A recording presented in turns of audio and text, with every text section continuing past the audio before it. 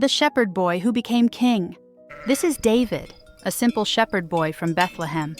While his older brothers were strong warriors, David spent his days in the fields, caring for sheep and writing songs to God.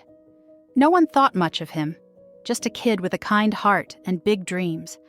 But little did they know, David was about to change history.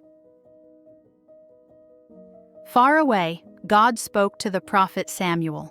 He told Samuel to find the next king of Israel from the family of Jesse in Bethlehem. The current king, Saul, had disobeyed God, and it was time for a new leader. Samuel arrived at Jesse's home, and one by one, Jesse presented his sons. But God had a surprising message for Samuel. Don't judge by their appearance. I look at the heart. Samuel was puzzled. None of these sons were chosen. When David arrived, God told Samuel, "This is the one." Right there in front of his family, Samuel anointed David as the future king of Israel. But it wasn't time for him to take the throne yet.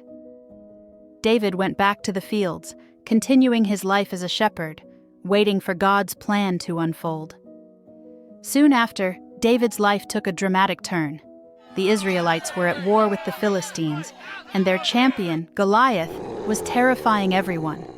A giant over 9 feet tall, Goliath mocked the Israelites and dared anyone to fight him. No one was brave enough until David came to deliver food to his brothers and heard Goliath's taunts.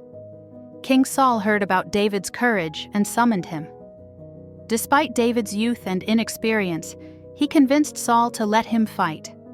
Armed only with his sling and faith in God, David faced Goliath. The giant laughed, but David stood his ground. With one stone and unshakable faith, David defeated Goliath, proving that courage and trust in God can overcome even the biggest challenges. David's victory made him famous, and King Saul brought him into the royal court. David became a trusted warrior and musician, soothing Saul with his harp. But as David's popularity grew, Saul became jealous and tried to harm him. David spent years on the run, hiding in caves, and constantly looking over his shoulder. Even though he had the chance to fight back, David refused to harm Saul. He trusted God's timing and plan. After years of waiting and trusting, David finally became king.